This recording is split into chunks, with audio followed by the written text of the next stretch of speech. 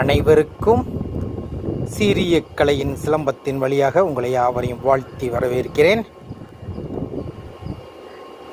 என்ன பார்க்குறீங்க? இது நான் சிலம்படி கம்பு, எல்லாம் நானே தயாரித்த கம்பு.